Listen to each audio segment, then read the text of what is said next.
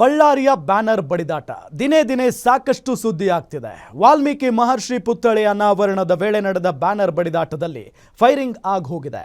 ಆದರೆ ಬ್ಯಾನರ್ ಬಡಿದಾಟದಲ್ಲಿ ಗಣಿ ದಣಿ ಗಾಲಿ ಜನಾರ್ದನ್ ರೆಡ್ಡಿ ತಮ್ಮ ಹತ್ಯೆಗೆ ಸ್ಕೆಚ್ ಮಾಡಲಾಗಿತ್ತು ಅನ್ನೋ ಆರೋಪಕ್ಕೆ ಜಟಾಪಟಿ ಜೋರಾಗ್ತಾ ಇದೆ. Z+ ಭದ್ರತೆ ಕೇಳಿದ ಜನಾರ್ದನ್ ರೆಡ್ಡಿಗೆ DK ಶಿವಕುಮಾರ್ ಕೌಂಟರ್ ಕೊಟ್ಟಿದ್ದಾರೆ. Z ಶ್ರೇಣಿ ಭದ್ರತೆ ಕೋರಿದ ಗಾಲಿ ಜನಾರ್ದನ ರೆಡ್ಡಿ. ನಿಮ್ದೇ ಪಾರ್ಟಿಯ 100 ಜನರನ್ನ ಭದ್ರತೆಗೆ ಇಟ್ಕೊಳ್ಳಿ ಎಂದ DKಶಿ.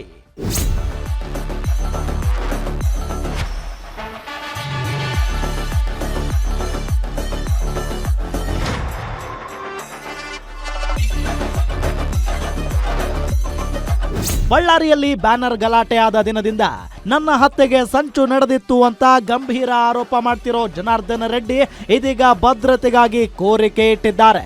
ಅದು ನನಗೆ Z ಶ್ರೇಣಿಯ ಭದ್ರತೆ ನೀಡಿ ಅಂತ ಕೇಂದ್ರ ಗೃಹ ಸಚಿವ ಅಮಿತ್ ಶಾ, CM ಸಿದ್ದರಾಮಯ್ಯ, ಗೃಹ ಸಚಿವ ಪರಮೇಶ್ವರ್ಗೆ ಪತ್ರ ಬರೆದು ಮನವಿ ಮಾಡಿದ್ದಾರೆ.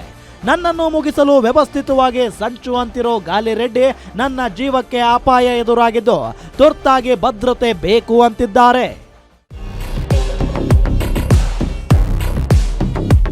ಆದ್ರೆ ಗಾಲಿ ಜನಾರ್ದನ ರೆಡ್ಡಿ ಮಾಡ್ತಿರೋ ಆರೋಪ ಹಾಗೂ Z+ ಭದ್ರತೆಗೆ ಬೇಡಿಕೆ ಇಡ್ತಿರೋದಕ್ಕೆ ಕಾಂಗ್ರೆಸ್ ನಾಯಕರು ಕೆಂಡ ಕಾರಿದ್ದಾರೆ.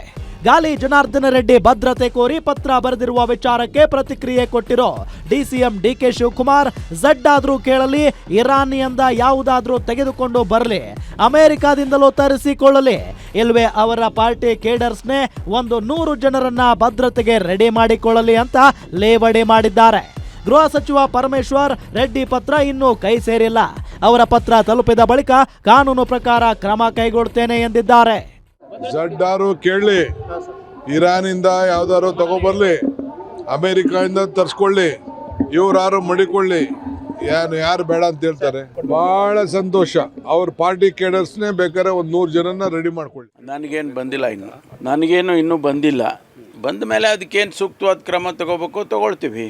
ಈಗಾಗಲೇ ಅವರು ಕಂಪ್ಲೇಂಟ್ ಕೊಟ್ಟಿದ್ದಾರೆ.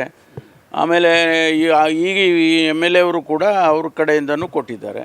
ಸೊ ಎರಡನ್ನೂ ಕೂಡ ತಗೊಂಡು ಪರಿಶೀಲನೆ ಮಾಡ್ತಿದ್ದಾರೆ. ಅವರು ಇನ್ವೆಸ್ಟಿಗೇಷನ್ ಮಾಡಬೇಕಲ್ಲ. ಬಳ್ಳಾರಿಯ ಬ್ಯಾನರ್ ಬಡಿದಾಟ ಫೈರಿಂಗ್ನಲ್ಲಿ ಮುಕ್ತಾಯಗೊಂಡರು. ಭದ್ರತೆ ವಿಚಾರವಾಗಿ ಬಿಜೆಪಿ ಕಾಂಗ್ರೆಸ್ ನಾಯಕರ ಮಧ್ಯೆ ಬಡಿದಾಟಕ್ಕೆ ಕಾರಣವಾಗಿದೆ. ಒಟ್ಟಿನಲ್ಲಿ ರಾಜ್ಯ ರಾಜಕಾರಣದಲ್ಲಿ ಬಳ್ಳಾರಿ ಬೆಂಕಿ ಸಂಚಲನ ಮೂಡಿಸುತ್ತಿದೆ. ವೀರೇಶ್ ದಾನಿ, political bureau, guarantee news, Bengaluru.